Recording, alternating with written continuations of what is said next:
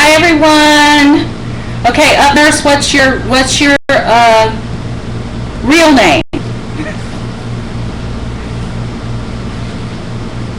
Can you guys hear me okay?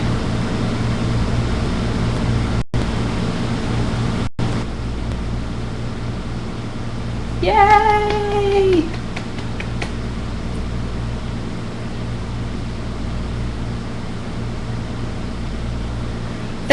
Thank you so much. This is the second time that we have broadcasted this, but the record button has been hit. We are recording right now. Welcome everyone, and thank you for joining us. Flamingo Scraps is our moderator tonight. Hi, Anne-Marie.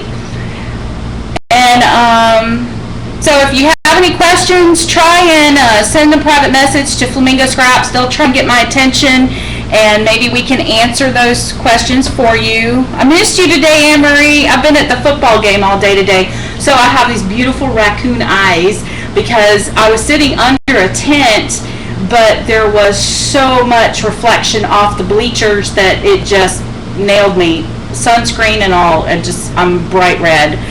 So, sorry for that. We've got quite a few people that are logging in right now. Our numbers are going up really fast, and I know when that happens, things get a little quirky, so I'm going to just kind of chit-chat with you guys. A couple of announcements before we get started, and we'll try and repeat these throughout the night. But first off, if you are not already friends with Flamingo Scraps or myself, Tonya Gibbs, on Facebook, make sure you go after the show and friend both groups.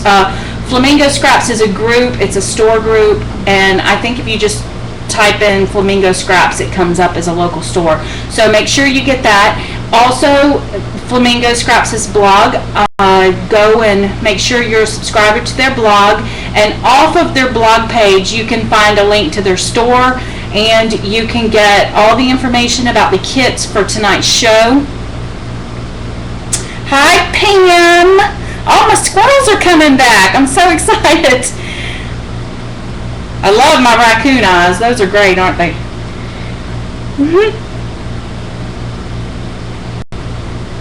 Oh, I'm sorry you have a sinus infection, Anne-Marie. Those are terrible. Oh, no. Hey, Rachel.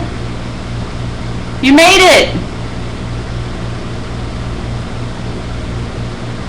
Wow, we have a lot of people in here tonight. So I'm so excited. It might run a little longer than an hour because I want to make sure everybody's got time to log in. We've got quite a few people showing up here. Yes, the record button has been hit. It says recording right now. So,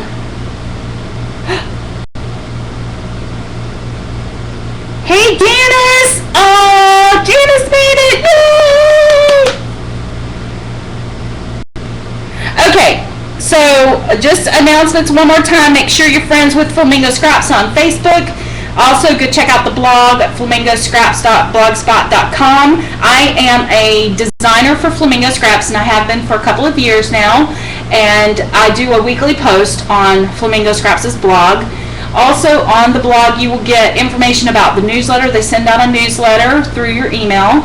And in that newsletter, she always runs her specials, what's going on in her store. And guys, her store is so popular, it sells out fast. So you got to act quick when you go to order there. So make sure that you're getting the newsletter. Make sure you're paying attention to the Facebook pages. She posts all the specials there as well, on the blog, all over the place. So if you want the 411, then you need to be subscribed everywhere. Also, don't forget to subscribe to me on psychomoms.com or psychomoms.blog, or no, I forget it. Just go to psychomoms.com or friend me on Facebook. So that's the easiest way to find me. And let's get started. I'm going to go ahead while everybody's logging in. Oh, wow, we've got over 25 people in here now. So, the number's still coming up. So as everybody's doing that, let's go ahead and go over our supply list for tonight. I'm going to push the camera down, and then we'll get started.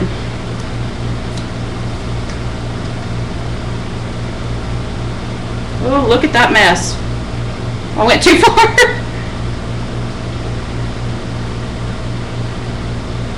Okay, give it just a second to focus.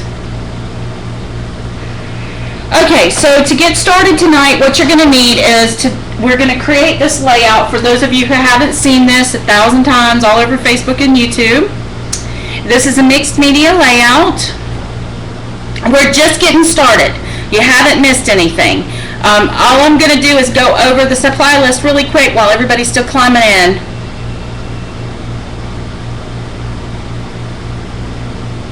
Now, maybe I should give everybody just a few more minutes.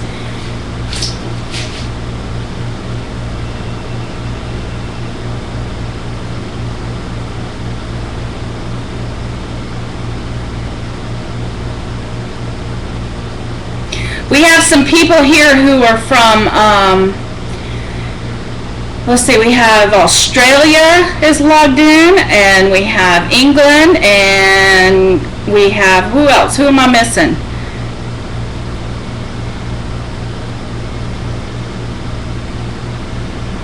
Canada. So we have quite, oh, hi Mary. We have quite a crowd tonight. Esther, hi. Okay, so we're going to go over the supply list because I don't want to run too late in the night here. Again, I'm going to repeat this because we've had quite a few people sign up in the last couple of minutes. If you have a question, Flamingo Scraps is your moderator. Make sure you send a private message to them, and they will try to answer them or get my attention one way or the other. Also, there is a kit that was put together this week for this class. There's a mixed media kit, which is 8 ounces of the gesso, 8 ounces of modeling paste, and 8 ounces of gel medium, and including shipping, it's $32.99. So that's a fantastic deal, guys. Go take advantage of it. Also, she has the Prima tool that we're going to use in this class tonight for $14.99, and that includes the shipping, and the snow-capped alcohol ink for $4.99. So go check out the blog, and if you're interested in buying any of these kits, they're not available in her store. These are for people who are interested in this show tonight. So make sure that you send her an email at flamingoscraps@yahoo.com, and she can drop the information down the bottom. Also, if you go check out the blog, Suzanne, please drop the link to the blog in there too. If you go check out the blog, flamingoscraps.blogspot.com, you can always get the information on how to order these kits there. And you can also, on the Facebook page, go and friend Flamingo Scraps on Facebook, and you can get with her there on whether or not you want to order that. And a lot of times she gives specials on the Facebook page that are not available in the store, so make sure you're friends with her on Facebook. Okay, are we ready to get started? Hey Amy! I have been yelling for 2 days at a football field, so my voice is probably going to start cracking. But let's get started because we got a lot to do tonight, and I want to make sure we got time for everything and we don't lose anybody because it's late here on the East Coast. So to start with, we're going to need a piece of corrugated cardboard, and I'm using the Zutter cardboard from Donna Salzer, and it's really cool because it's got this top coat on it that you can rip off relatively easy to expose the corrugated part on the inside. So we're going to use that. And then we're going to use this sheet of Prima paper. This is called the Reflections Collection, and it's Shalimar. And for this layout, I'm going to be ripping open up here at top, and I noticed that this sheet only had one little itty bitty butterfly cut out of it, so I'm going to use it. And I think this is an excellent way for you guys to know that, use what you have, because it's very important to just use up your supplies. And I need to cut the strip off the bottom, so I'm just going to go ahead and cut that off. Don't cringe, I'm using scissors, but that's because I'm just going to go around it and distress it, so it doesn't matter if it's straight. Then I'm going to use some lace. And I have a Prima vine here that we're going to use. And I have some hymnal pages. You could use book pages in place of hymnal pages if you wanted to. And yes, we're still recording. I did hit record for those of you just now logging in. Then we're going to use the shabby chic bird cages. We're going to use these Prima, these are called Millinery Collection Oatmeal. And if there's anything that you see tonight that I use that you guys are interested in, drop Flamingo Scraps a note. They will do their best to order it in for you if they can, or, you know, just talk to her about it. She's really great about working with her customers. Awesome customer service. Love her to pieces. And then tonight, my photograph in the last picture was my niece Avery. Tonight we're going to use her sister, who is Adeline. Since I already got that layout, we're going to do this one. And then we have some little random metal pieces in here, and a doily, and some little scraps of linen. Am I frozen? Because I think I am online. I'm looking.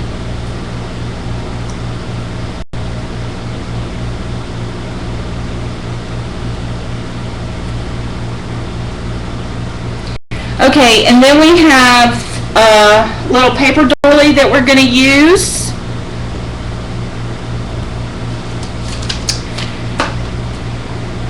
And I'm going to use a lot of mixed medium things, but I will call those out to you as soon as I start using them. So to get started on this, I want to go ahead and distress my edges of my layout.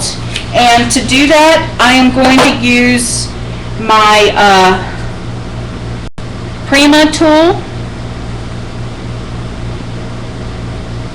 This tool is very aerodynamic and I love it. It has a little soft scraper here, and it has the rougher scraper here. It also has like the little razor blade here for ripping and tearing and distressing.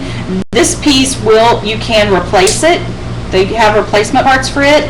And then on this side, it has this brush. So there's a lot of little tools inside here that leave it to me to break it on the first one.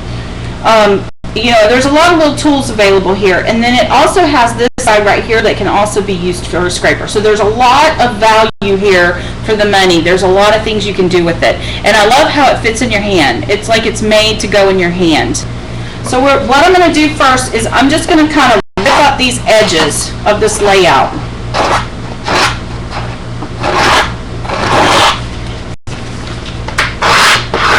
And I'm just going back and forth. I really want this distressed.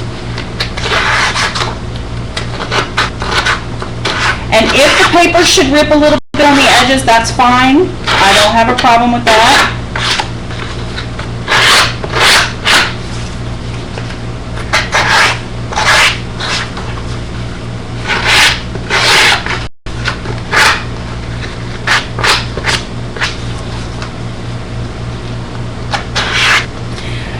Everything that is in this kit tonight, I will continue to use in future shows. So these are like what I would call my essential tools. Almost everything I do, I distress. Almost every single thing that I do, I use the gesso and the molding paste on. So you guys, the kits have so much value because you're going to use them if you're following me. And for those of you who follow me on YouTube, you know what I mean. Everything I do is dirty. Everything I do is distressed in some way. It's always got, some kind of gesso, medium, or something all over it. It's just kind of the nature of what I do. So what I did was I just cut where that butterfly is cut out of this paper. I just cut into that, and I'm going to fold it back is what's going to happen. So I'm going to go ahead and kind of figure out where those folds are going to be, because I want to make sure that I'm leaving enough space for my mixed media to show. So I want to know how much room I actually have here. And I'm just encouraging this paper to kind of bend back a little bit and roll. I'm going to turn this around this way. You guys all still with me?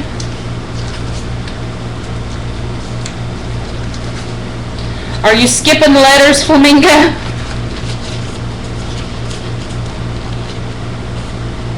I think it's just late. It's been a long football day here. Oh my goodness. It's been crazy. I've been to Brighton, had a football game last night, and tonight, or this afternoon, I volunteer for a youth football program in my area, and so we were at the football field early this morning.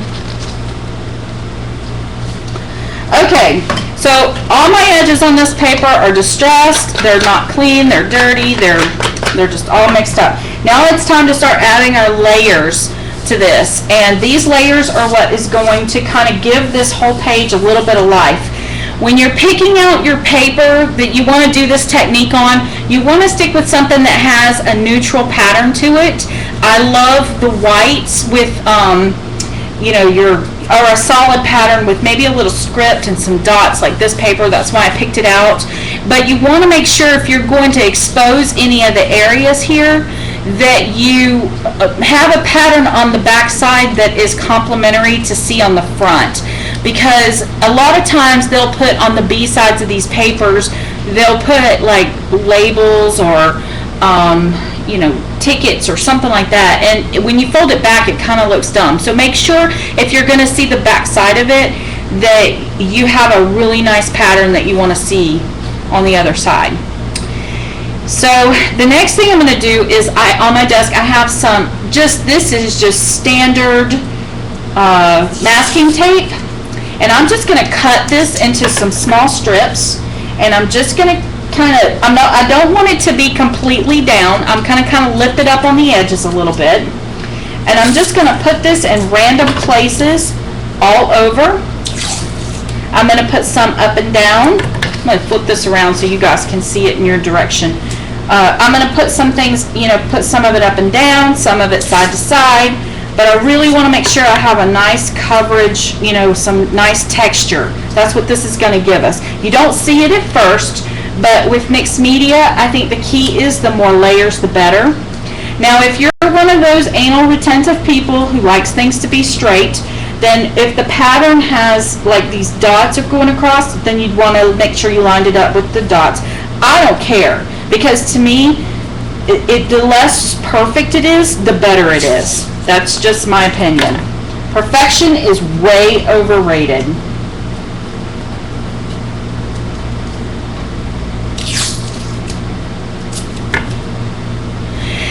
You made it! Yay!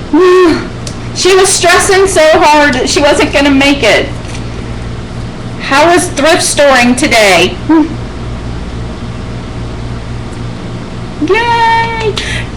Mama Tiffy is a legend of the flock. She's a member of our Flamingo Scraps original design team. So she's a legend of the Flamingo flock. Next, I'm going to take just some music paper. I love to use hymnal pages. So what I do is I went to a thrift store at a church, and they were purging these because they were all ripped up, and I gave them a donation and they let me have these. So check with your local church bazaars or your sanctuaries and see if they have some hymnals that are all ripped up that they're not using in the sanctuaries, and they may just let you have them, but I just made a donation. I don't want to see these smooth edges, so what I'm doing is I'm just ripping these apart.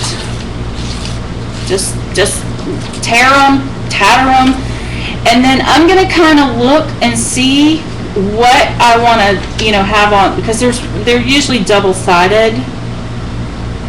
So this one says, this one is the Great Physician. Ooh. This is a great way for you to add a Christian influence to your pages too. I just love that. You guys, everybody who knows me knows that I definitely like to have scripture and things like that in a lot of my things. On my blog, I actually have scriptures that are great for projects like scrapbooking and things like that. So, God is a large part of my life, and I like to include Him on everything I do as much as I can. So I'm just going to kind of rip these up into little pieces. But, if you didn't have hymnal pages, dictionary pages would be good. Novels would be great. You know, any kind of anything, like any kind of music paper that you have. And I know there's a lot of printables online too that you can actually download.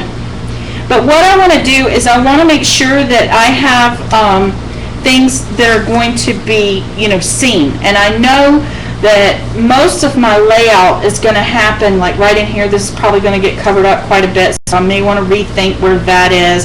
This down here is going to be seen, you know, so I definitely want to make sure I put some here, and I might want to tuck some over in here. So I'm pretty happy with that, and I'm gonna take my Claudine Helmuth matte medium. Any kind of matte medium would do. Any kind of glue, any kind of wet glue would do. And normally with mixed media artists, they will tell you to go ahead and add a complete coverage of glue. But in this case, I'm going to tell you no, don't do that. We just want to put this on here kind of haphazardly, and I don't want the edges completely covered, because what I'm going to do is curl those pages up when this gets wet. So I want texture. I'm after texture, so I don't really want it to be completely glued down.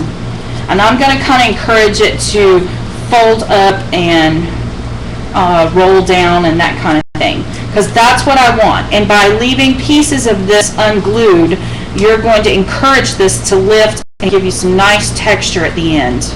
And you'll see what I mean when this all comes together. It's probably really hard to see right now because of it's all one color. This is matte. I rarely use gloss. I do have gloss, but if I use gloss, it's only for glue. I do not use it as a top cover. The people who know me, they laugh at me all the time, but I am truly not a sparkle and shine kind of girl. I don't care for it. It has its place in small dosages, but I like things to be kind of matte. So they pick on me and the squirrels all the time about not liking glitter, but truthfully, small amounts of it goes a long way for me. I'm just not a sparkle kind of girl. But you could definitely, if you like things to be glossy, you could definitely use the gloss. There's no harm in that. If you wanted to use Elmer's glue for this step, you could. But I prefer the matte medium because it doesn't glop up, and it also, it's used for a lot of things. We can seal this if we want to at the end. Oh, this says sweetest note in Seraphim song. I definitely want that up. The back says, lest we forget. No, let's cover that side up. I like the Seraphim song, especially for this little angel I'm going to put on here.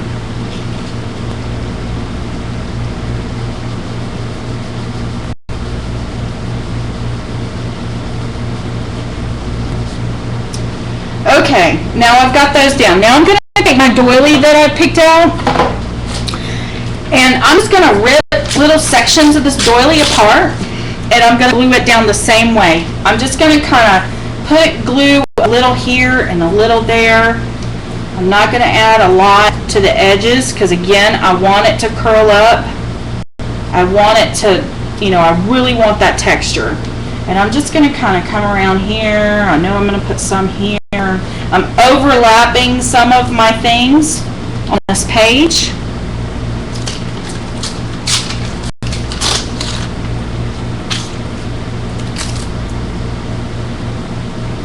Can all of you see well enough? Do I need to add more light? Do I have enough light? Is that better?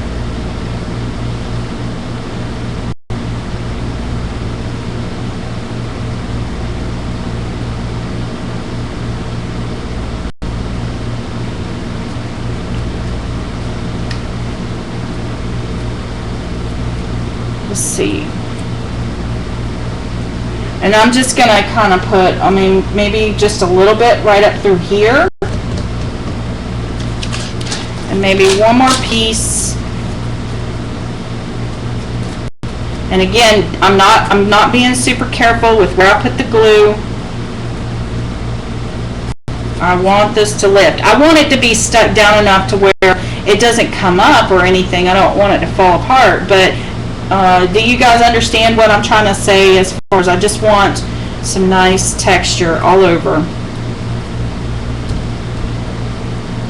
And let's see, maybe a little right through here. And see, this doily is going to kind of look like lace under here. It's going to be so cool looking. Okay, so next we have, the next layer that I add here is going to be my brick stencil. Now, Flamingo does have these. They are offering with one of today's kits, and this is going to be, I think it's $4.99 on the website. So if you guys have been looking for this, she does have those available. But again, it's only for the people with this class, so it's not going to be in her store unless it just becomes a crazy hit. But check with her if you want these. Now, I'm going to take, I have molding paste here, but what I do, it's usually, depending on the brand, it's called molding paste or modeling paste. And, oh yeah, I use tongue depressors to spread a lot of stuff on. These are just little cheap little sticks. I also finger paint a lot. In fact, I'm going to leave that out because I'm going to need it.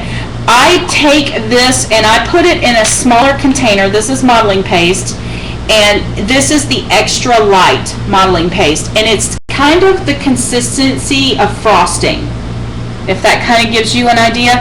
I put it in smaller containers to keep it from drying out while I'm using it, because I have a terrible habit of not closing container lids when I'm working on something, and my desk looks like a disaster area. So by keeping it in a smaller container, if this happens to go bad at, you know, an extremely expensive price, it doesn't bother me as bad as if the big jug of it goes bad. Does that make sense to you guys? Also, I like to use the 6x6 stencils. They do make these in a 12x12, but for me, if I had this in a 12x12, it'd be all over the place, or it'd be a little too structured. So I do prefer the 6x6 stencils. But all I'm going to do is right over where I had the doilies and the tape and all this stuff, I'm going to add some brick. And I'm going to put this on in a very thin layer because I want it to dry quick. And ideally what I would do is when I start working on little mixed media kits like this, I will typically come in and do this part of the layout tonight, let it sit overnight, and then come back the next day letting it dry all on its own. Because I don't like to hit it with the heat tool too much because it will kind of bubble and flake. Now, if you're impatient and you just have to get to it right away, you can heat set it. You just don't want to get too close to it and cause it to bubble. I'm also not being very perfect with the way I'm scraping this in because I do want this to have its own texture, and because I have to use this tonight, I want this to be able to dry relatively quick, so I'm putting it on in a very thin coat. Does anyone have any questions while I'm doing this? Another thing that kind of came out of the other night's class is that if you have questions and we do not address them, because the chat sometimes will move crazy fast, shoot me or Suzanne an email or Facebook, a private message or something, or post it on the Flamingo Scraps blog, Facebook page, and I'm going to try to make one of my blog posts addressing questions.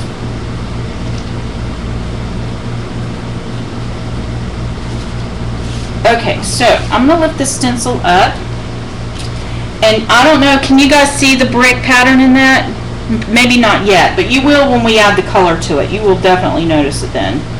And then all I did was move the stencil up here to the top, and I'm going to add a few more bricks over here.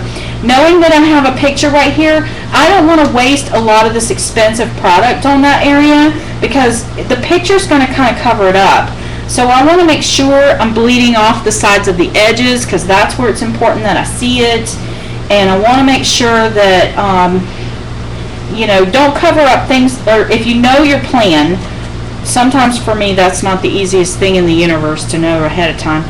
But if you know your plan, try to think it through a little bit And don't waste a lot of this expensive product on areas that it's just going to get covered up.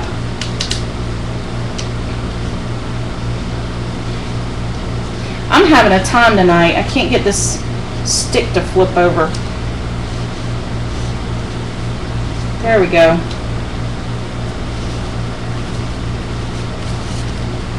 It's just like frosting a cake, really. It's kind of like that same kind of concept. I think this stick is just too narrow. I need a thicker stick.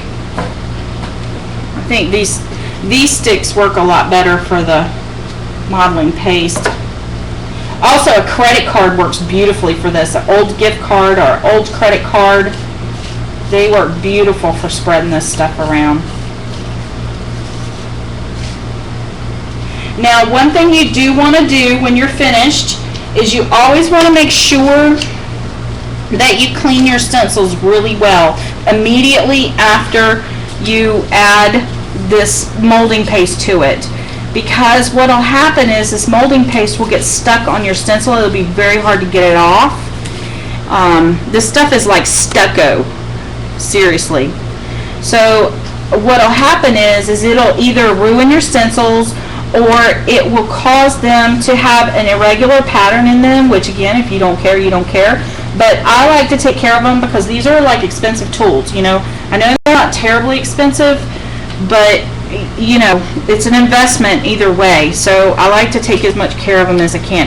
Now, if I'm going to do something with a water-based ink or something like that, then usually I'll let it sit and it'll wash right out like even the next day. But this modeling paste, I try to get this right into some water pretty quick. And I think I just need a little bit more right over here in this corner.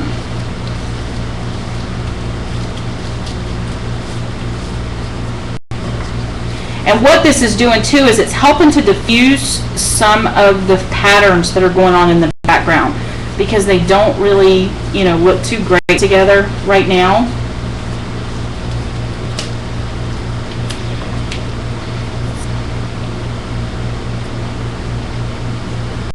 Okay, now while I'm working, or while I'm going to let this dry just a little bit before I go any further with it, I'm going to take my stencil. And like I said, I have a little bucket of water sitting here next to my desk, and I'm just going to drop this down into that water. When you get ready to wash your stencils, just wash them with dish soap and water. You know, most of the time just water. And I have a little toothbrush that'll run across the top of them too and clean it up a bit. So I'm putting that out of the way. It is in a bucket of water, so it will not get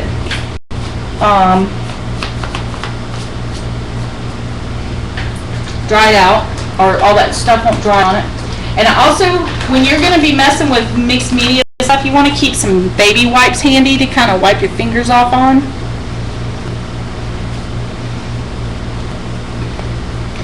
Now, I'm going to put this to the side, and I'm going to work on something else right now so that this has time to dry just a little bit before we move on.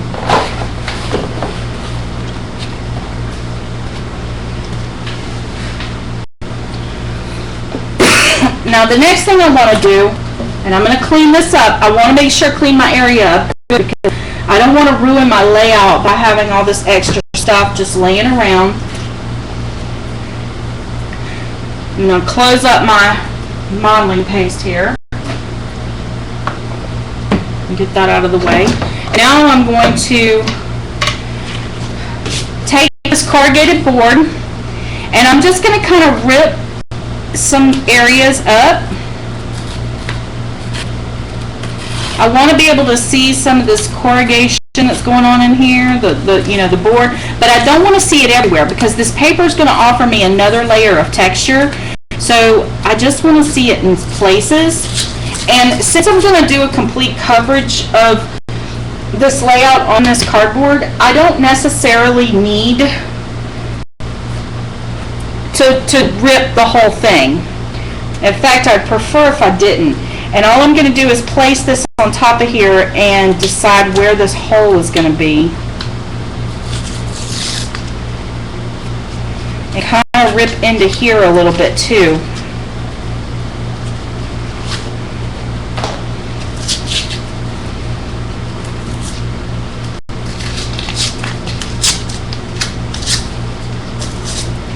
and I'm just ripping straight down. Usually if you can pick up a little piece of it, you can kind of rip into it, and you can even take your scissors once you get an alley kind of figured out and just kind of encourage it that way by ripping into it. Like I said, I don't want to expose all of it. I just want to expose pieces of it, because that's what gives you your texture that you're after. And that's something that's really appealing to the eye, is when things are kind of, you know, have some texture.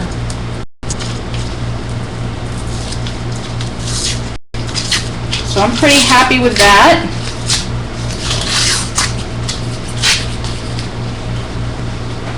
And then I'm going to kind of expose some areas here on the sides.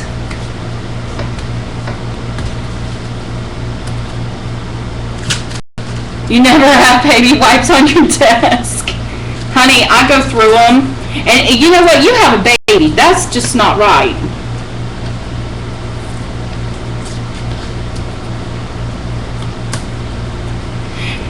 You guys, you could use the corrugated cardboard. You could use, you know, like recycled cardboard if you wanted to.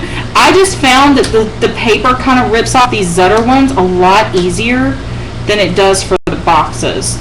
And for a project like this, I don't want to have a bunch of typing or writing or anything on it. And notice I'm not ripping it all the way around all of the edges. I'm just exposing a few pieces here and there. There's no need to work yourself to death over it. Just, you know, get some texture going. You're going to pretty much cover everything up anyway.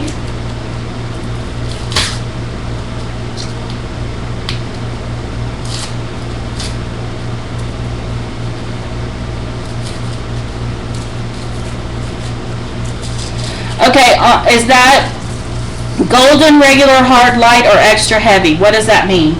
Are you talking about the modeling paste? What I was using was the light. Okay, I'm using the light.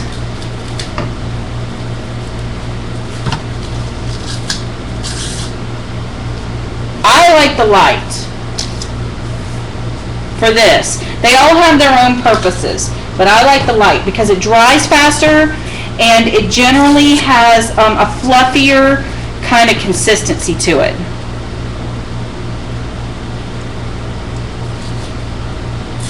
Did that answer your question?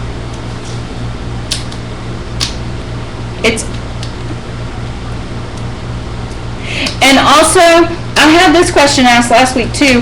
What's the difference between modeling and molding paste? There is no difference. They're about the same. The difference is the brand. Some brands call it modeling. Some brands call it molding. Boy grunge, yes. You know, honestly, the difference, when I say it's light, all I mean is it's light bodied. This is really fluffy. This is like, I don't know if you can tell, but it's like super fluffy. And the harder it is, see, like that's almost very airy, powdery like. And the hard and heavy is more wet and thick. Does that answer your question? So you can still get rough and tough boy with this. This is a bit softer, so you have to be a little more gentle with it or it will rub off. But it does, you know, they all do about the same thing. It's just that this is so, it's almost like it's been aerated or something. So it tends to dry a lot faster. No, I have not used the flexible one. Okay, so now I've got this edge all done up. And like I said, I'm not worrying too much about every single corner, every single edge. I mean, I could be at this all night trying to rip this thing up. But you're not going to see a lot of it anyway.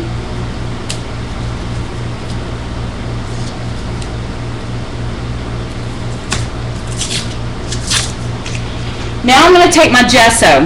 And gesso comes in a couple of different formats. Listen to me. It comes in a couple of different formulas. And the one that I'm using today is a, this is called a surface prep, and it's liquid form. And like I said earlier, I like to have small containers of things on my desk because it it just helps me out not having all that bulky stuff up at my desk. Gesso also comes in a full body formula. I don't know why I keep saying format.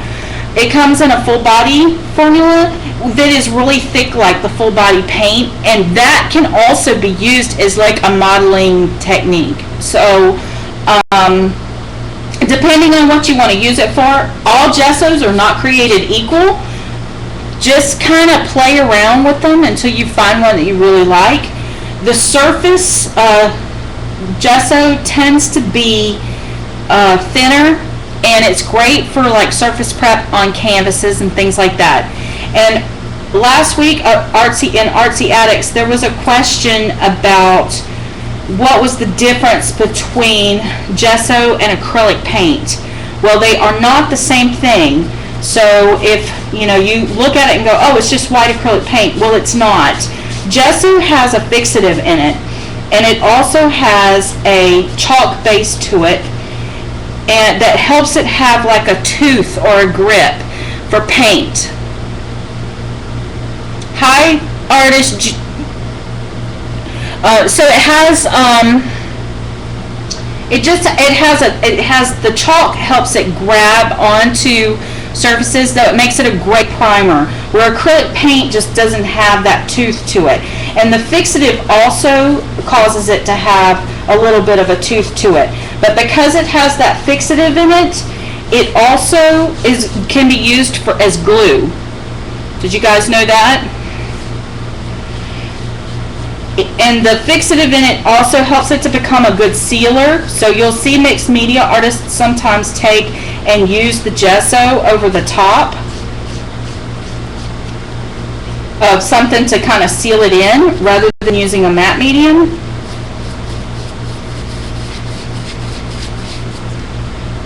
Now, since gesso again is one of your more expensive products, what I like to do is just use it where I need it. I know I'm going to be covering this area up, and I'm not going to need a lot, so I'm just covering what I need to cover.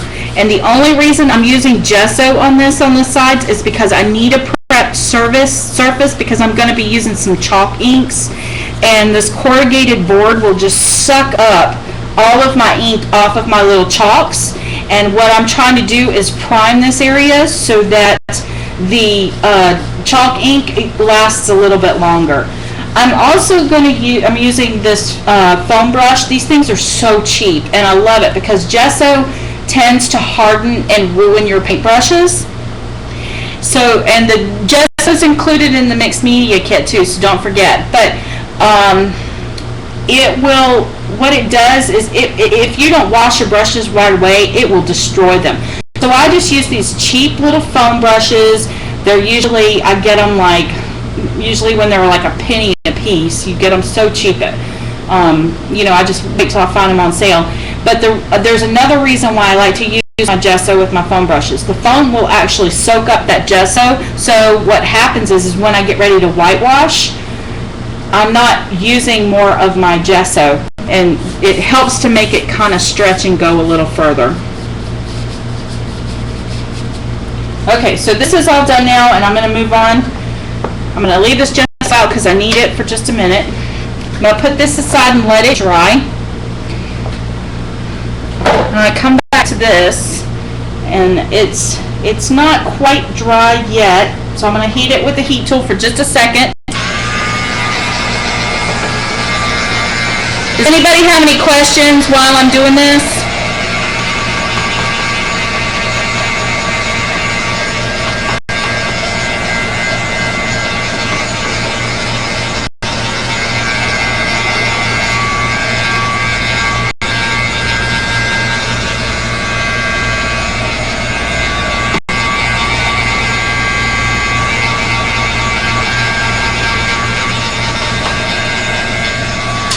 Okay, so this is kind of dry to the touch. It's not completely dry, but it's pretty dry to the touch.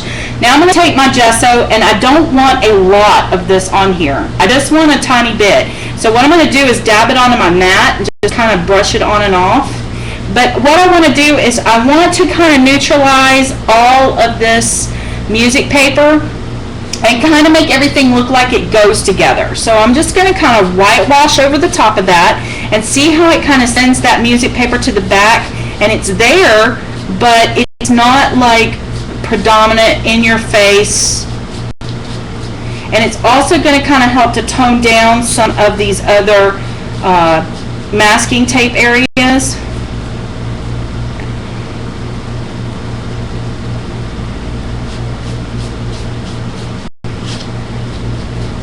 And it just kind of helps everything kind of come together. If you should have like a really busy design in your paper, the gesso is a great way for you to tone it down a little bit and just add that nice little whitewash to it. It just kind of helps everything to kind of come together and be like, you know, one on this, and not so much competition between all of the extra pieces. It just kind of helps to ground everything.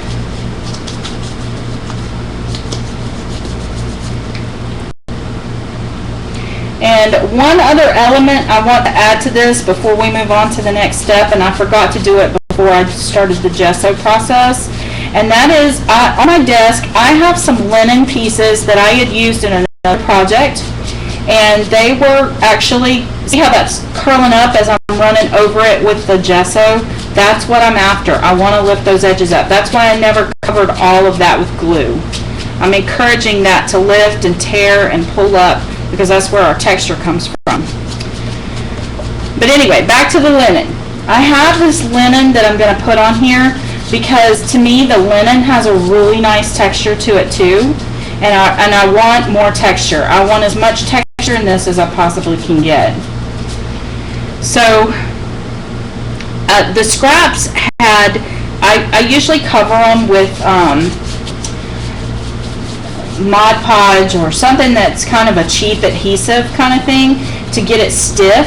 That way I can die cut it and do things with it. So I have little scraps laying on my desk that were, you know, just little pieces, odds and ends, and linen can be kind of expensive. So I like to have it, I like to keep even the smallest of scraps. You're going to learn that when you start doing mixed media, you don't throw anything away. You just, because you can use it on your art journals or collaging or anything really. And I think this is just a bit too bright, so I'm just going to kind of tone that down just a bit too.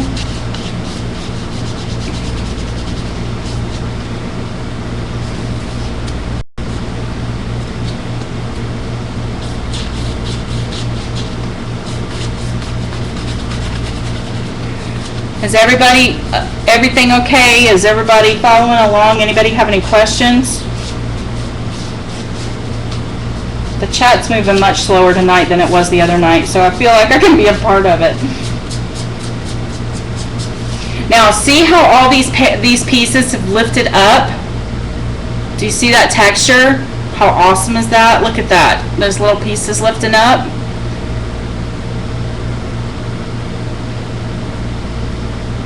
That's what I'm after. That's what really makes the whole layout just pop and come to life. So I'm going to cover up my gesso, and I'm going to grab out my linen pieces that we talked about, and I have them all here. And the thing I really like about adding the linen to these is that, see how these little pieces are fraying out around the edges, and they are really, you know, just, I love to leave the strings hanging. I just love it, because that, it just, I don't know, it adds so much to it to me. See those little pieces?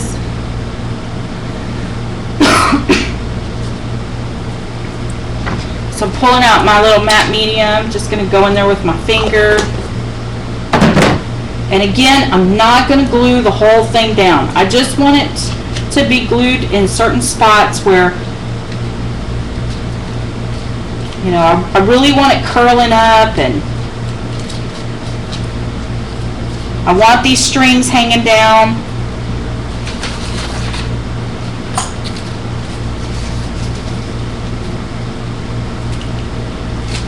I'm recording. I am still recording. So if you missed anything, you can go back and try again or watch it later. This is, see all these little pieces that are all ragged out? I love that. That's what I'm after with this.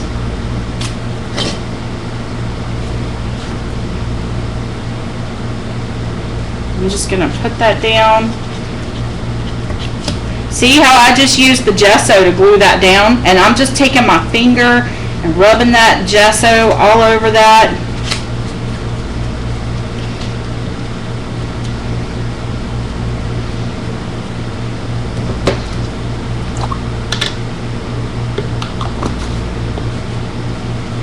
Maybe put just a little bit of that on there to hold it in place. I got good coverage there. I'm going to put just a little bit more of this in here.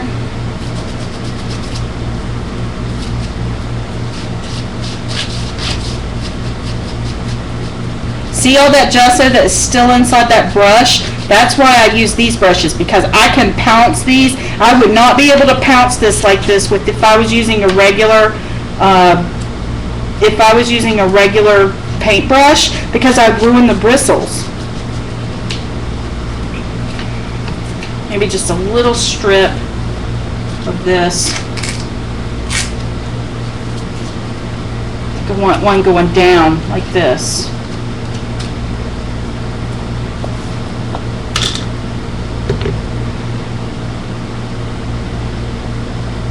Maybe like right in here.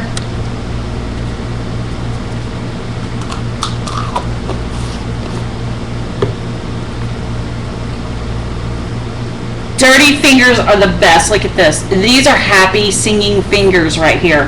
Happy fingers. And if that happens to dry up a little bit, I just hit it with a little bit of water, reactivate it, and off we go again. Look at this. Never waste it. It's too expensive. And as I'm brushing this on, I'm encouraging these edges that I didn't glue down, I'm encouraging them to lift and just add that little bit of texture to that. Now what I want to do is I'm going to add a little bit of color. And for the color, I chose the bluish tones. I'm not a super pink person. I do like pink, but in small dosages, and I'm more of a blue person. So I chose the Iced Spruce Distress Ink. This was a seasonal ink. I'm not sure if it's still available. It might be really hard to find. And I'm just going to splatter just a couple of little I'm not even like pressing. I got a piece of my hair down in there. How does that happen? See how that just splatters? I just want that to splatter down on this layout in certain spots, and I'm not being real careful with it, except I don't want to get it all over me.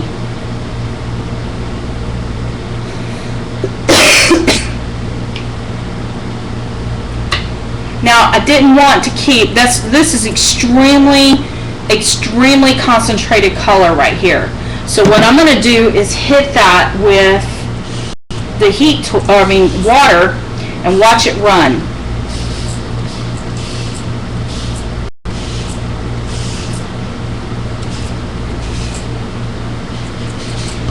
Now you don't want to completely saturate your layout because it is paper.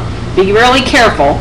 And I'm going to lift this just a bit to encourage it to kind of go its own way, do its own thing. But at this point, you really want to minimize the amount of touching that you do to your brick stencil, because you just wet it and you don't want all of that to rub off because it wasn't completely dry to start with.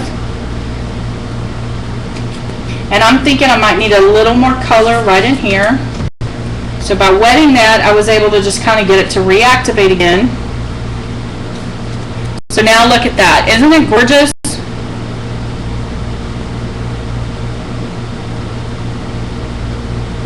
Ooh, a grab baggie of hymnal pages and some fabric. That's awesome.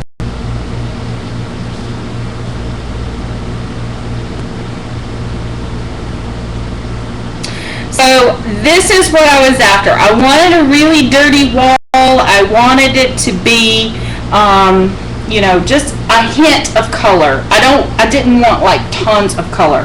I still want everything to kind of go to the back. And I'm going to hit this with the heat tool to just kind of dry up some of these excess spots.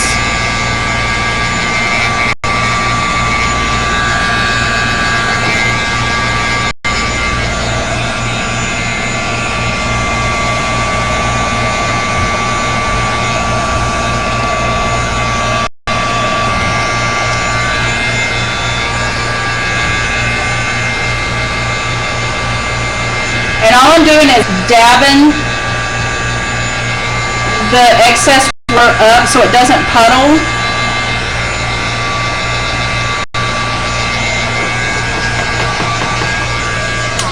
Now do you guys see all of the texture in that? That is the iced spruced re-inker.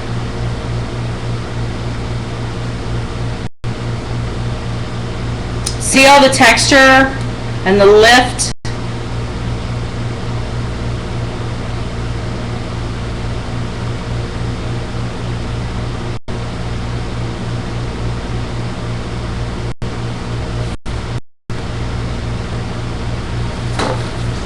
So I'm going to put that to the side, and we have some other things that we need to work on. So I'm going to take those, and while I have that iced spruce sitting here, I'm going to take a piece of this seam binding. It's just a small piece, and I'm going to spritz it with some water, and I'm going to take just a tiny bit of that iced spruce and place it on a mat and run my seam binding through that. So that's going to get that all nice, that nice sprucey color added to it to make it look a little more dingy. And then I'm going to put that to the side for a minute, wipe up this surface.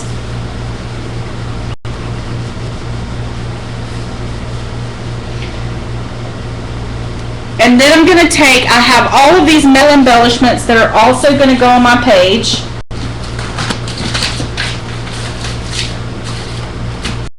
Where? And I have totally, oh, they're right here in front of me. And these metal embellishments, notice that none of them match. Some of them have a really brassy tone to them. Some of them are kind of pewter in color. Some are silver toned. So what I want to do is I want to make all of these kind of work together. And I don't want to call attention to the metal that is going to be on the page. I want to call attention to my layout. I want my eye to float back up to my layout. So in order to do that, I need all of these pieces to work together. And the way that I found to do that was to use this Snowcap mixative from Ranger. It's alcohol ink, and it does have a little ball inside of there, so you want to make sure you shake it up really good.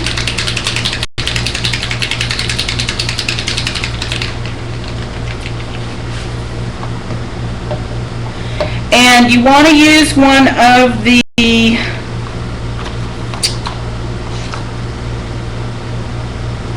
little felt pads on your distress tool. Don't use the foam one. I think that the alcohol mixatives will actually eat through the foam. And foam pads are so much more expensive that I just use the felt for alcohol ink. And I think Tim recommends that too. But you want to make sure this is all shook up really well, and you want to just add some nice color in there. And then what I'm going to do is I'm going to start painting over the top of these elements. And this alcohol ink, when it dries, is going to leave a little bit of a sticky residue. And I like that because I'm going to also go over all these elements with the chalk ink as well. So this will kind of help give it a little bit of a grab. And this piece has a couple of rhinestones here in the center. If you don't want to completely cover those up, what I would suggest doing is just taking some of the blender solution and getting that off of there, like when you get it in there really good. You know, after you're done. I don't care if they're covered up. Like I said before, I'm not really wanting my attention to go to where that flower is. I want my attention to stay on my photograph.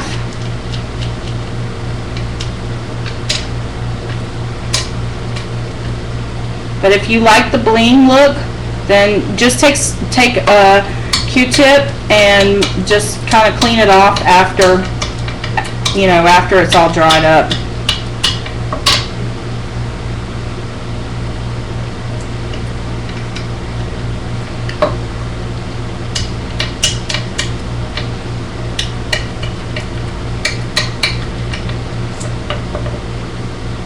But I love how this makes all of these metals kind of look like they belong together. I think this is a piece that was one of Marion's trinkets, and this was one of Marion's trinkets. This is one of Tim Holtz's birds, and you may have to go over it with a couple of layers, and that's fine too. This is just some random brad that I had that had a nice filigree to it.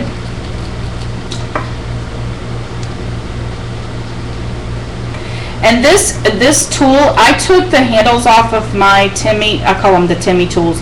I took the handles off of them because they stick, so they stack one on top of the other. So if I have a couple of them up here on my shelf, they take up less room without the handles. I just felt the handles got in the way all the time. This is the Snow Cap re-inker, and I just used a piece of the felt, I mean not re-inker, this is the Snow Cap alcohol ink. This piece right here was a piece of jewelry that I got from a Flamingo Scraps grab bag. It was a steampunk grab bag.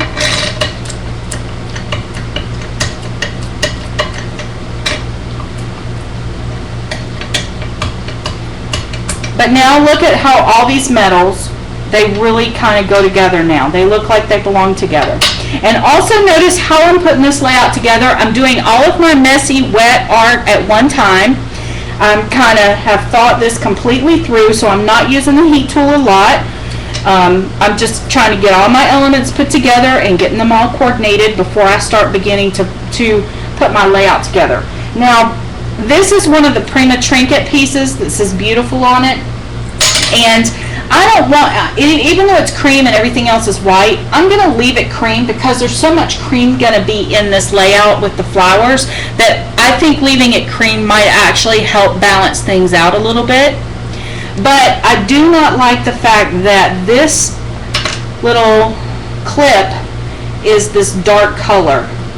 So I do want to alcohol ink it so it matches. And because it could spin, I am going to do both sides of this little guy. Also, I got these little pins from Flamingo Scraps as well. These are like little garment pins. I don't know if she still has them. I've had them for quite a while. Okay, now I'm finished with this, so I'm just going to throw this in the trash so I don't get it all over me. If you guys could see me, I'm a hot mess right now. I've got, look at this. Yikes! And I want to cover up my alcohol ink so I don't spill it and ruin that. And I always have a little container of just standard everyday rubbing alcohol at my desk, and I use it to kind of clean up my surfaces because this alcohol ink will eat a hole in your mat if you're not careful, if you leave it on there, and it's very hard to get up. But look, that's just regular everyday alcohol ink. Our next project will be October the 1st. Set your calendar. I'm sorry you have to go. Bye, Fairy.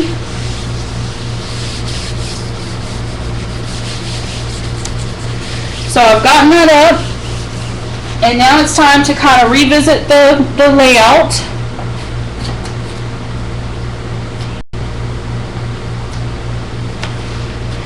Now, My layout is not quite dry enough yet to add, let me get it good and dry. This is really wet.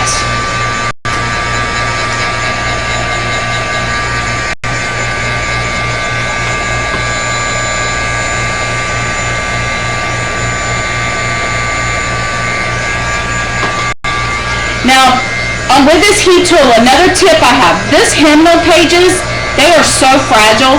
If you get really close with this heat tool, they're going to start to burn. And they're going to turn brown and look aged. And I love that look. It makes them look really crispy. Don't burn your house down. I'm not recommending that you heat it until it burns completely. We don't want flames. Good night, Fairy. Thanks for joining us.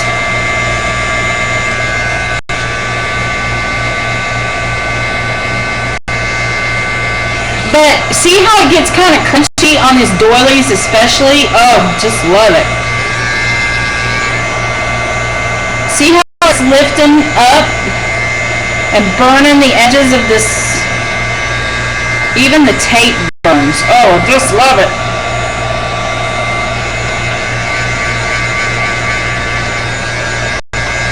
Okay, a layout this thick will not fit in a book. I will tell you that, especially with the corrugated cardboard on the back side of it.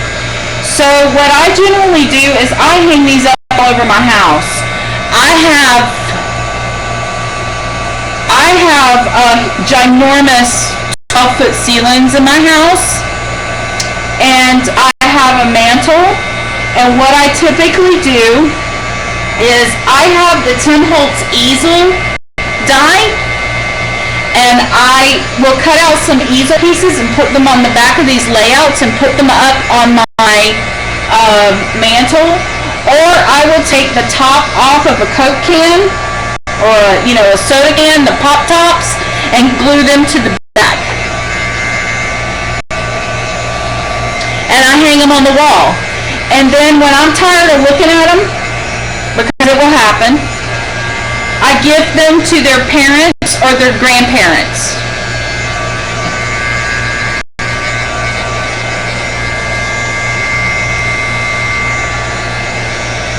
Okay, I think this is probably dry enough now. Little wet spots right in here.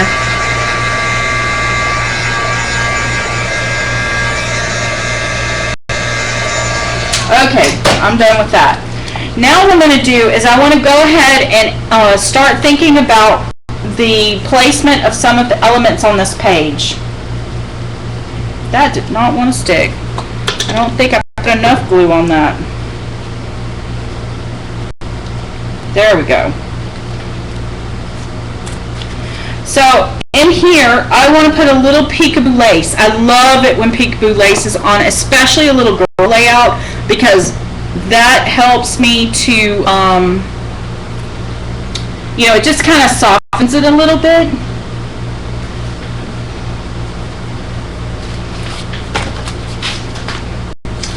So I just have this lace that I have had for quite a while, and I'm just going to cut enough of it to where it can be seen behind this.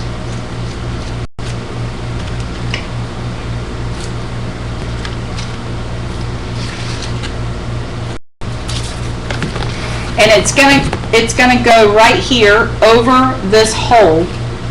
I want it to kind of cover that up just a little bit. So I'm gonna put a little hot glue in here.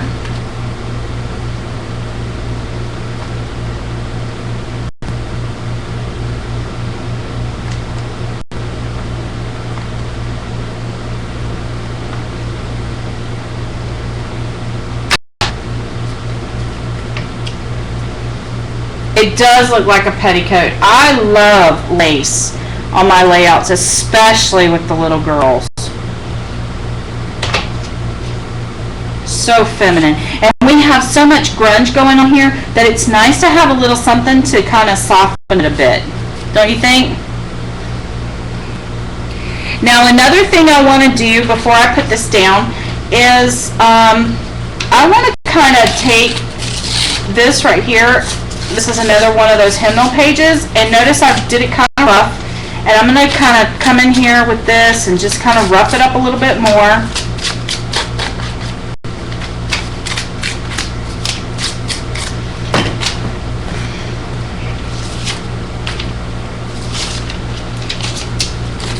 Again, no, I don't want any edges on here that are going to be really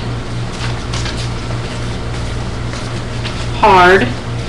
And I want to curl this up around, I'm going to go ahead and take this and pull it down and glue this.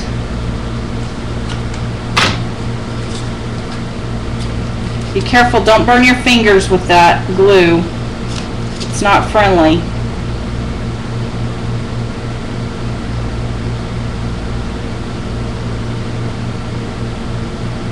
Oh, stairways, it would be beautiful.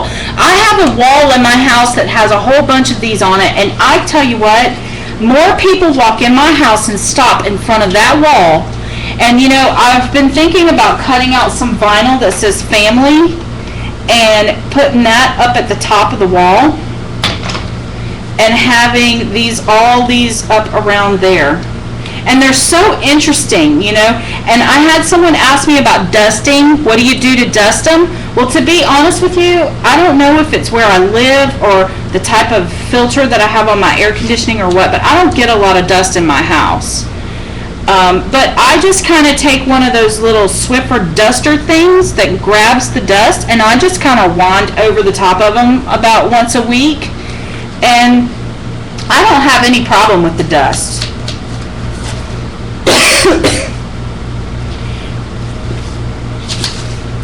And for those of you who get on the acid-free kick, they're not acid-free, but you know what? Mixed media isn't going to be acid-free.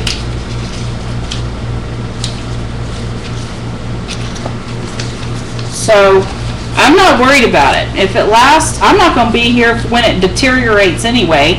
So, you know, I'm doing this for me to enjoy here and now. And if it happens to last, then great. I know that's probably not a great attitude to have, but now I know that this isn't going to get seen, and I am a person that keeps scraps, so I'm going to put that off to the side and it'll get used on something else. And in the meantime, I'm just going to throw a little bit of hot glue on here. And I want to make sure I leave enough to where I can curl it up on the inside, so you can see it from the other side. But I want to make sure, you know, I don't want it too deep. I just want a little texture. Like I said, texture is the key with this layout. Again, I'm going to use this piece somewhere else. Put some glue right here. Guys, I'm running a little bit over, but we got a late start, so it probably won't take too much longer. Is everybody okay? Once you touch something with your oily fingers, it is not acid-free anymore. Just so you know. I think sometimes this whole acid-free scare was created so someone could sell more product. Unless you intend to lock it into an airtight vault, it is not going to last forever. And now that the digital world is around, I would say that if it's digital print is not my only copy.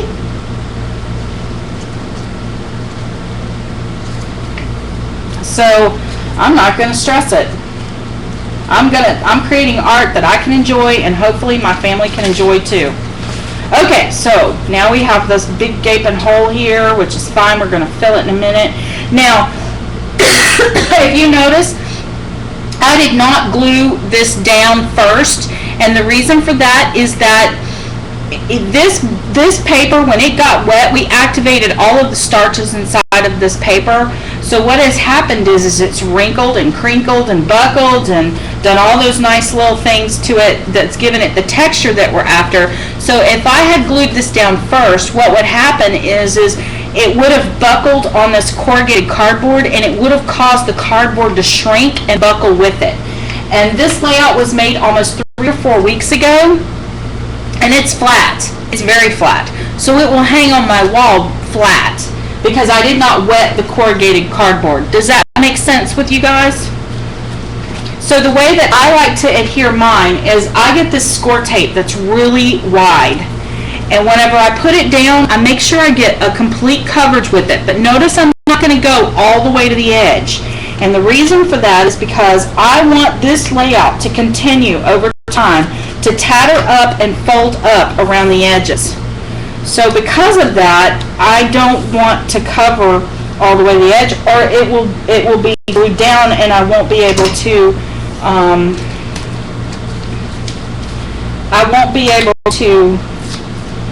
let it tear.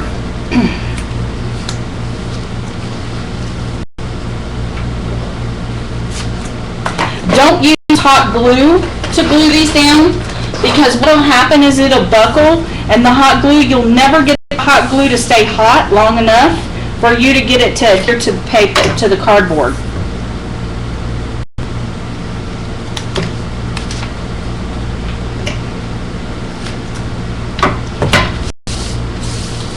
Okay, and then I'm just going to take these and rub them really hard, make sure they're good and adhered down. Then I'm going to start peeling this off.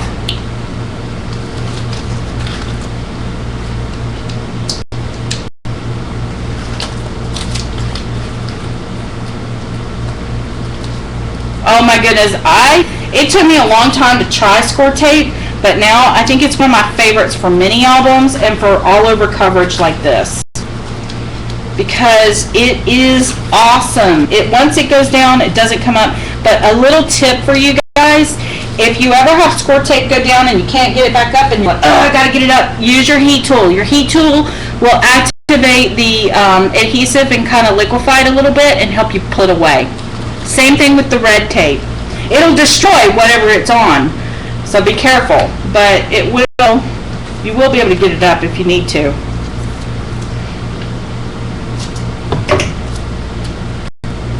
You may just have to start over.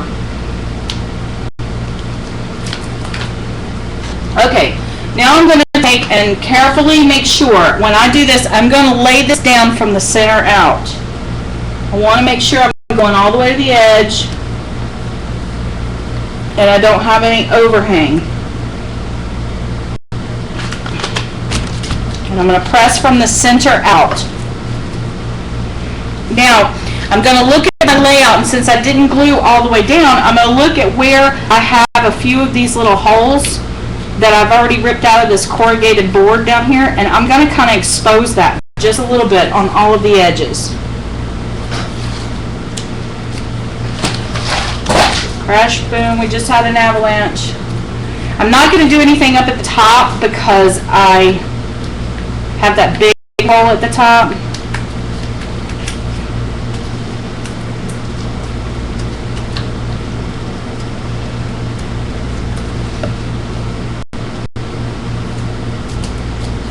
But see now how you have this really nice texture going on here around the edges. Love it! Okay.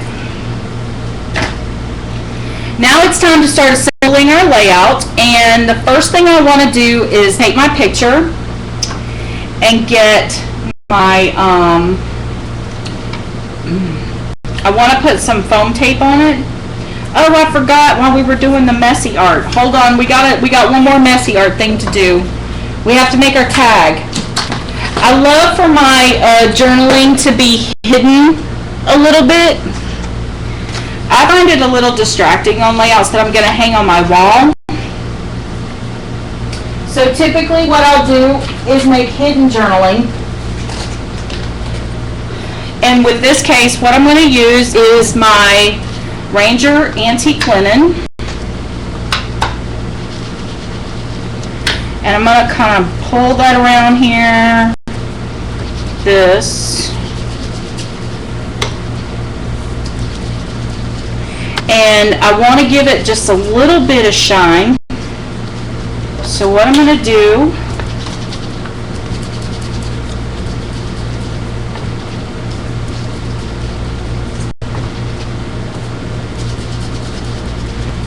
is hit it with a little bit of this Lindy Stamp Gang. And this is the Creme Brulee, my favorite color, because it's a very soft, it's got a golden colored shimmer in it. It's a very soft color, and with that little bit, it will give a little sparkle to this tag. And then I've mixed up some little spray that has just a couple of drops of the spruce, and I'm just going to hit that just a tiny bit. And I'm going to let that kind of roll around. Heat it up really fast.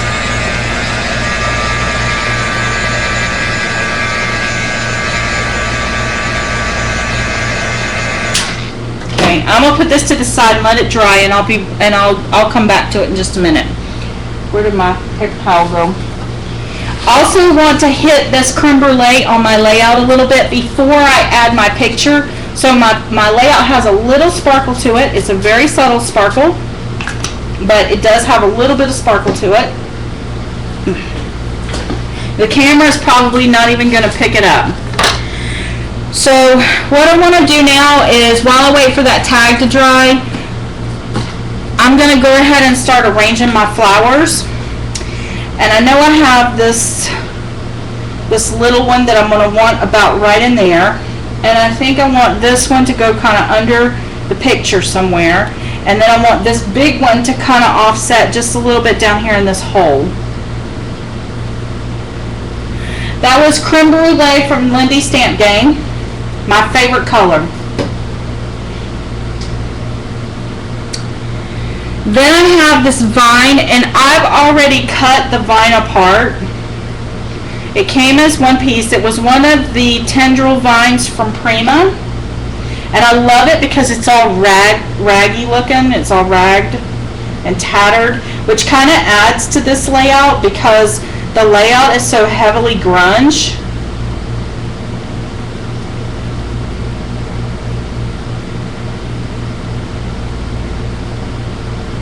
Trying to untangle it here. It's all tangled up. And I have this little piece, and I think what I want to do is kind of fill this in here just a little bit and spread it out and make it look like it was part of the wall. You know how vines will kind of creep up a wall and fill in gaps of a wall? That's the look I'm after. And I'm just going to tack it down a little bit down here in the base. I'm going to be very careful not to add too much glue to the top, because I want this to still be able to move around. So what I want to do is I still want to be able to tuck it and you know, add other elements to it, or since it's going to hang on a wall, lift it up a little bit so it has a little depth. Oh, I'm so glad you're learning so much, Pam. That's so sweet to say. Thank you. And also, these little pieces that stick out like this, I want these to be kind of a broad spiral, so I'm just going to wrap them around the end of my paintbrush here. See how it just kind of gives them a little bit of something? A little movement. Vines are never straight. I have them all over my yard.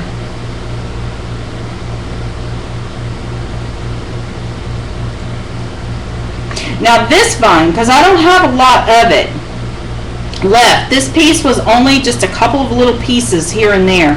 So what I'm going to do is I'm going to kind of tuck it in where it's kind of down here in the bottom, as well as the top. So it's going to kind of go into both directions. And this is another tip. When you're doing all of this layering and things, don't glue anything down until you're happy with it.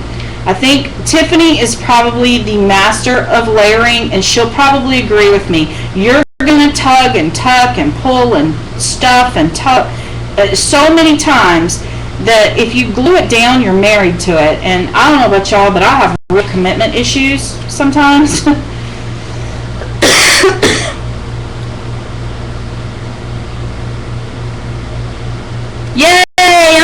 glad you were able to get into the chat. It's Saturday night. Ustream is probably really full.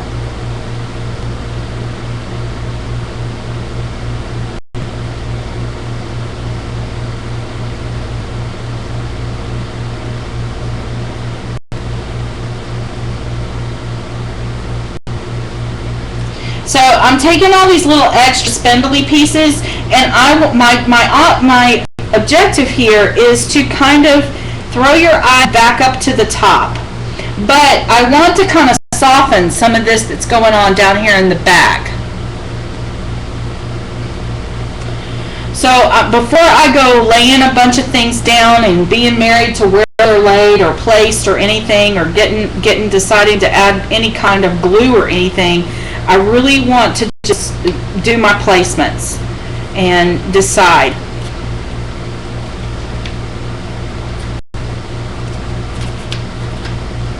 And these little twigs like this, honey, I will cut them off and stuff them back in there somewhere else.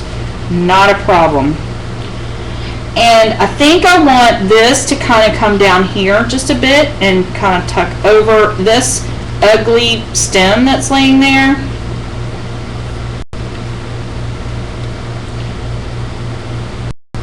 Just like that. That metal piece, just kind of let it kind of fill in up there a little bit. And then on this piece, I'm going to glue this piece on top of this. And ideally what you would like to do, I find that hot glue does not stick really well with metal.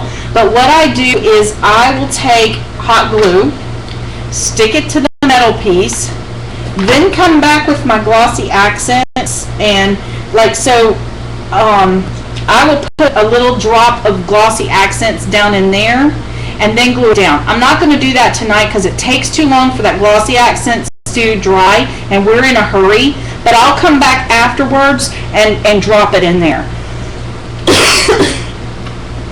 Then I have this little piece, and I'm going to take my wire cutters and I'm just going to cut this little loop thing off because I don't want that little loop showing in my layout, and I forgot to cut it out of the original one. But see how easily these are Marion's trinkets. See how easily those come off with metal cutters? I usually close my eyes when I start cutting something like this because if those pieces go flying, I don't want them to get in my eye. But see how now it doesn't look like a charm, it now just looks like a piece of metal. And I think I want that kind of tucked up in here somewhere. What I need to do is get my photograph ready to go on here before I go any further. And I kind of think that sometimes photographs that, if the layout is super grungy and you just kind of lay this photograph down, to me what happens is that the photograph just looks placed. It doesn't look like it belongs in the layout. So all of you get ready to cringe. What I'm going to do is I'm going to take my distress tool and I'm going to distress up the edges of my photograph. Remember, we've already discussed that if it's digital, it is not my only copy. So by tattering this up,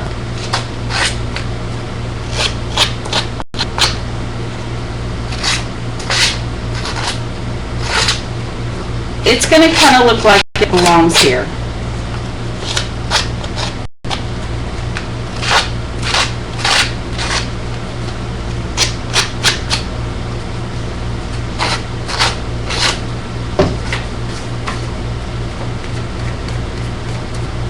Safety glasses are cheaper than new eyes, and you're absolutely right. Practice safe crafting.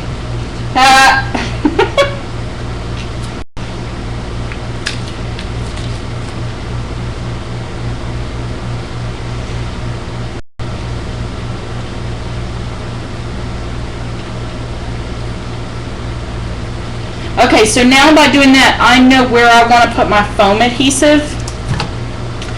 And I'm just using the cheap little foam squares or the foam roll from Scotch. I love this tape, this foam tape, because one, I can do what I just did to make it extra thick, It's cheap, and it also sticks for life. It is not coming off when I put this down.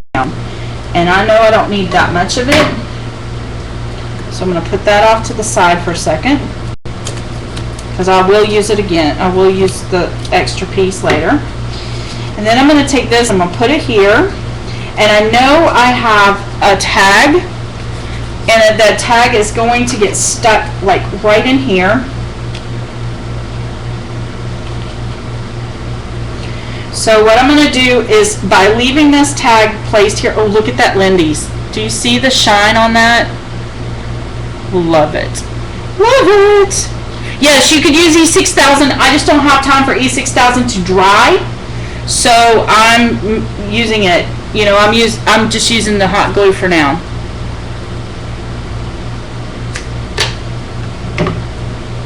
Now I'm going to double this tape down here at the bottom of the photograph, but I'm only going to single it up here at the top. And the reason for that is because it's going to lay on this piece right here, so I don't want that extra bulk there. I want it on the edge.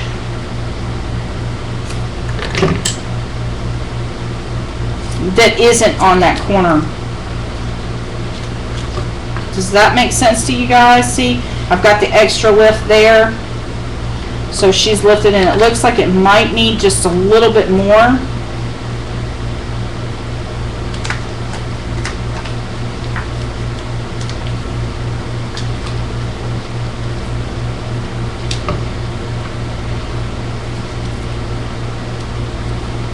And see, I'm just taking this and rolling it.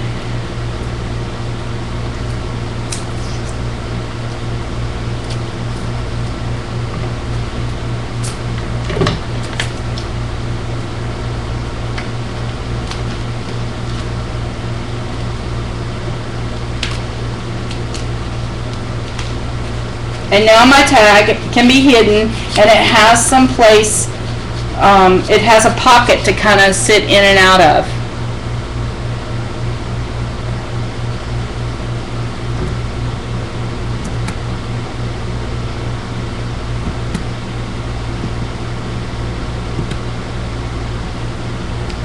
What's wrong?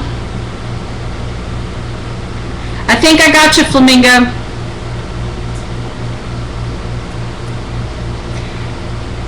What's wrong, Emery?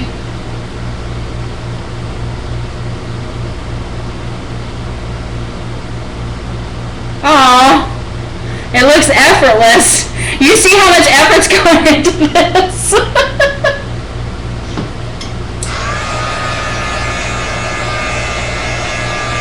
Oh, I gotcha. Okay, so I've taken this little piece of seam binding, and I am like crumpling it up. I'm pulling on the edges. A thing I like about seam binding is that it always tatters out, like, you know, see how it's getting all like frayed and everything? And that's okay, because that's what I want, especially with the layout that looks like this. Because, you know, I think tattered sometimes means it's loved. And we definitely want this little girl to look like, or feel like she's been loved on.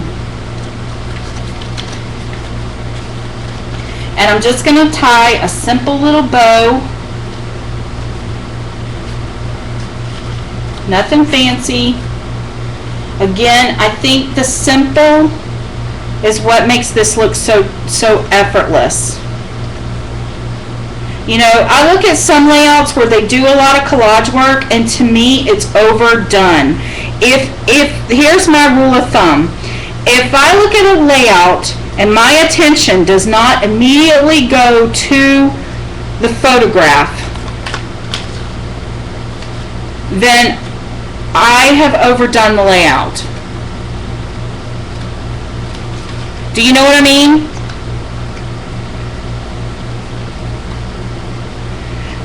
And truthfully, the purpose of the layout is to display the photograph.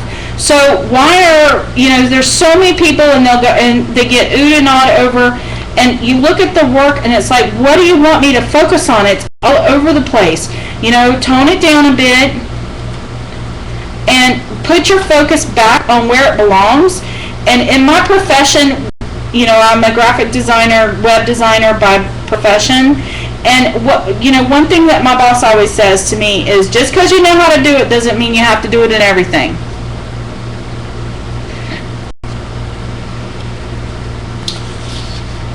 And you know what I forgot to do? I have this worn jeans, and I want to hit that around the edges of this photograph just a bit.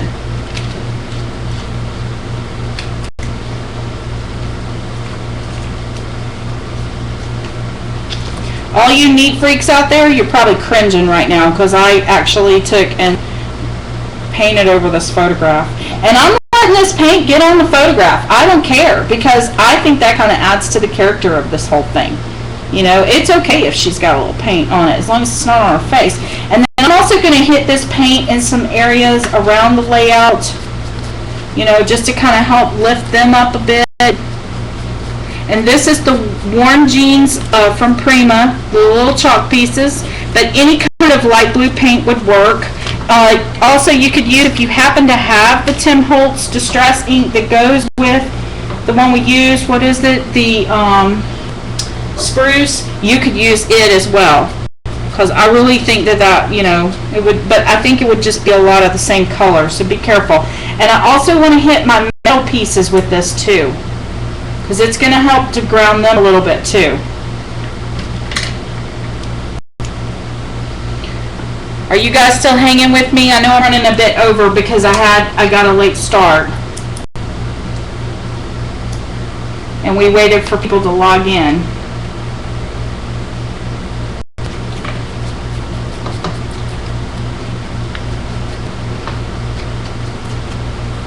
Okay. And we're just about done, I think. The only other thing I want to add to this is I have a little strip of burlap here, and I love the way the burlap looks with the photograph. So I'm going to take and put a little bit of this worn jeans on the burlap too, to just kind of soften it a bit. You know, I want it a little grounded back there with the rest of the stuff. I don't want it too stark. And I think I'm going to let it play peekaboo. It might even be just a little bit too thick here.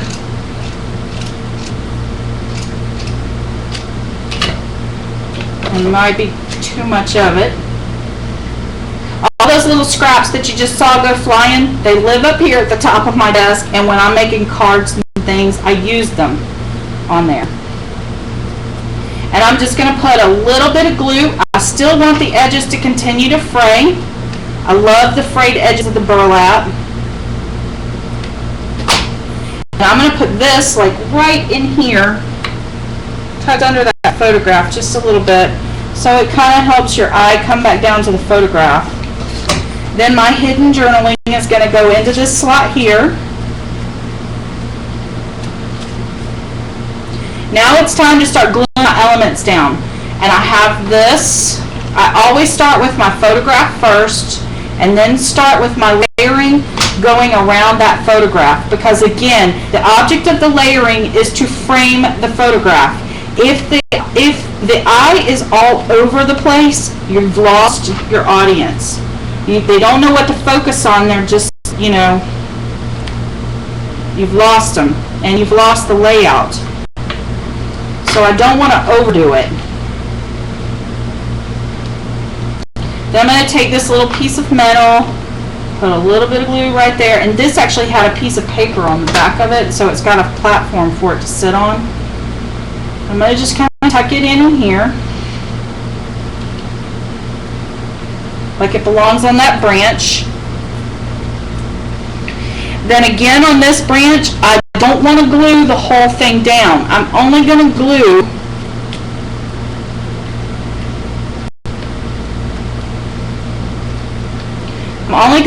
the stem and maybe this big flower.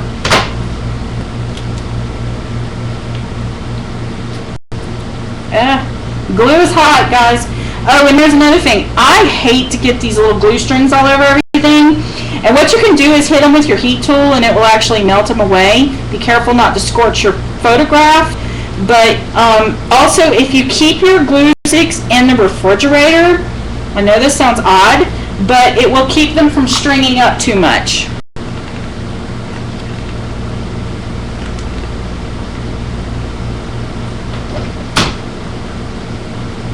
Bye, Becca. Freezer, refrigerator, any of that will help you.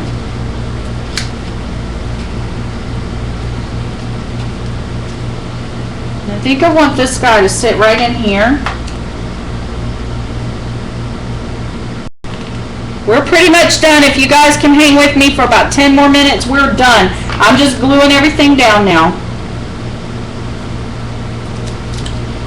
And I have this little piece of Prima, little trinket thing here. I want to add that to my piece of big jewelry here before I go gluing it down.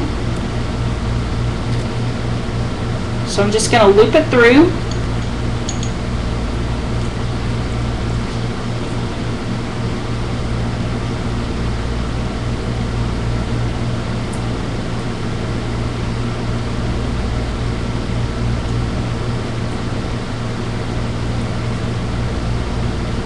And I'm going to use this big piece of jewelry to kind of cover up that stem that's so ugly right there. But because it's kind of barreled in here, I'm going to put a little bit of this foam tape in the middle. And that's going to kind of give me a base to be able to mount it on. I'm going to put just a little bit more because I don't think it's quite thick enough. Guys, I'm not happy unless I'm only working in a 10-inch space. I don't know if you guys have picked that up or not, but my space literally is limited right now to this layout area. And then just to kind of help reinforce that, I'm going to put a little bit of glue right here on the back of that and let it sit there. So it looks like it's dangling, but really it's not. Then I'm going to tuck this little flower piece in here.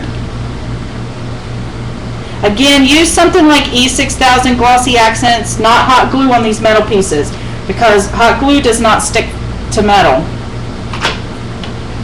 You can also use the Claudine Helmuth Matte Medium to hold your metal in place if you didn't realize that. Then I think this guy needs to kind of come up in here a little bit, and I'm going to tuck this around. But then we've got this little bird, and then I think that's about it for this layout. I'm looking to see if I have any little extra pieces of, here we go. I have this little extra piece of leaf, and I'm just going to tuck that in here. Now when you cut your leaves off of your vines and you put them back on, like I have this giant cluster of leaves up here that are probably not necessary. Make sure that your leaves get put back down going in the direction of the vine, because the last thing you want is to see, like if you have this leaf just kind of like, okay, this vine's direction is going this way, and if I were to put this leaf right here, it would look out of place. But by tucking it and going back this way with it, it has a natural form to the vine, so it looks like it belongs there.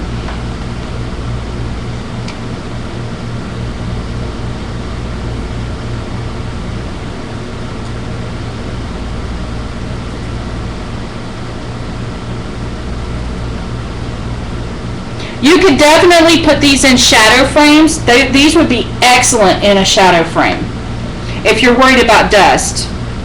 But what I would do is, before you measured it, I would get the shadow frame and then build the layout to fit inside of it. Does that make sense?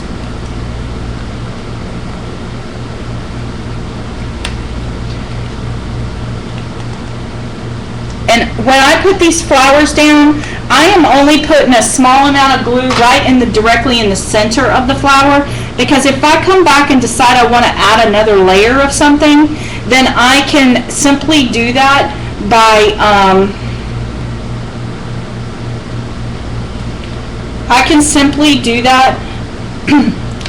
because I haven't got anything holding it in here or tied down here.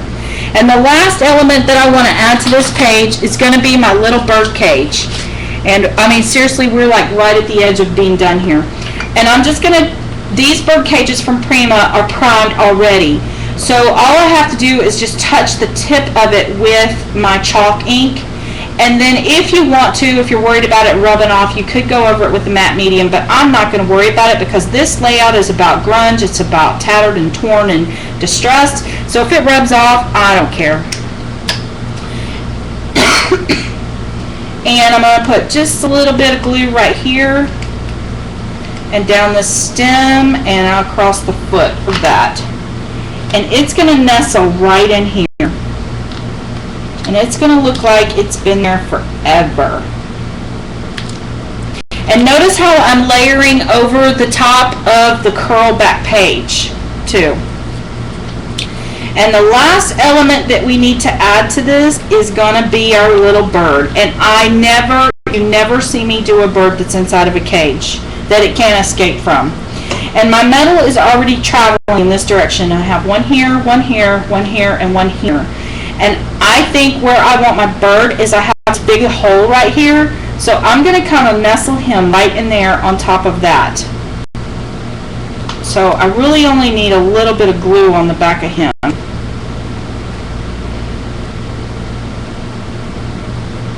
And he kind of looks like he's flying.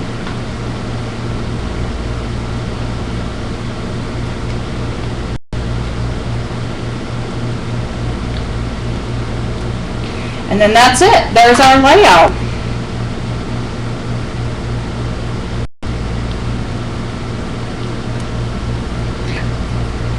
So there you go, guys.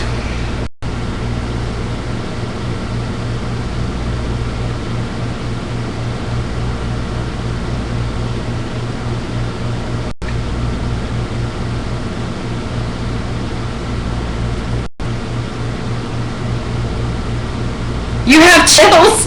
I gave you chills. I know.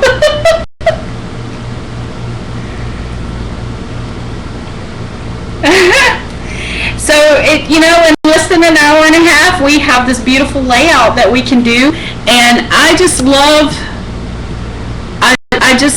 how effortless this was. Aw, fan flip-tastic. My chat is moving so fast.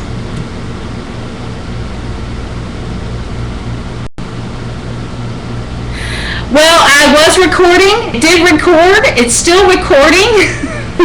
So hopefully you can go back and watch the recording this time. But this is it. Anybody have any questions or anything that they'd like to add to this?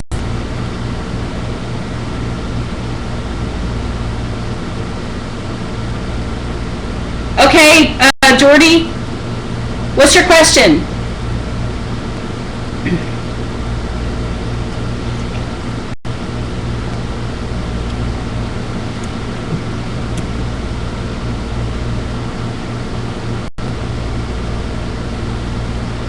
It's okay, it is recorded. I promise this time it is recorded. If it didn't record, it's Ustream's fault because it's still showing that it's recording.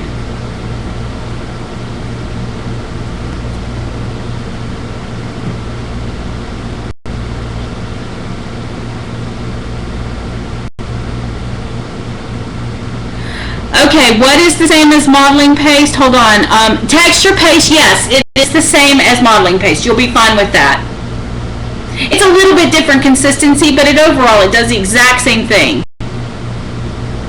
Yes, yes. It's a little different texture. Texture paste and modeling paste have a little bit of a different texture, but overall they're the same. It may take a little longer for it to dry, but they're about the same thing. Put it on a lot lighter. It might be a little thicker.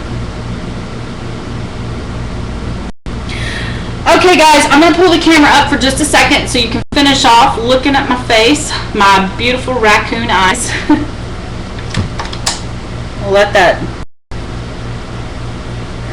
Thank you guys for coming. Thank you so much for watching. Remember, October the 1st at 8:30 Eastern Standard Time will be our next class. Don't forget to go to Facebook and join Flamingo Scraps' group. And don't forget, and it's an open group, anyone can join, just like them on Facebook. And then also don't forget to go check out Flamingo Scraps' blog, and go check out my blog. So it's flamingoscraps.blogspot.com, and then mine is psychomoms.com or psychomomscrapbooks.blogspot.com. So if you're following me on Facebook, you'll get a copy of my blog. Also, I try to put the link to my blog everywhere. It's everywhere. Just go to psychomoms.com and you should be able to find it easily from that link there. But thank you guys for watching tonight. Thank you for hanging with me. We went a little bit longer than expected, but again, it was quite a extensive layout, lots of heating that had to happen, and lots of wet mediums, and they don't like to react very fast. But again, October 1st, mark your calendars, and then look on the Facebook page. In the next couple of weeks, you'll start seeing kits available for that too. The kits that you purchase with this, there's details on the Facebook page and on the blog. And also, we will continue to use those kits throughout the coming months as we're putting projects together, so it might be real helpful to go ahead and get them. They have a great price on them. Anything you get that I have showed here today from Flamingo is free shipping. It's included in the price of the kit. So she's got some great offers there. To purchase the kit, you need to email her and let her know that you want it. She's not going to have these in her store. She just dropped the blog link there.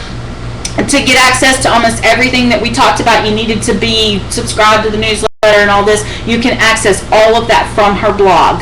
So just go to flamingoscraps.blogspot.com. And thank you so much, Suzanne, for sponsoring me with this venture and partnering with me. It means a lot to me. And thank you guys for joining me tonight. Does anybody have any final questions before I log out? These are the Tonya must-haves.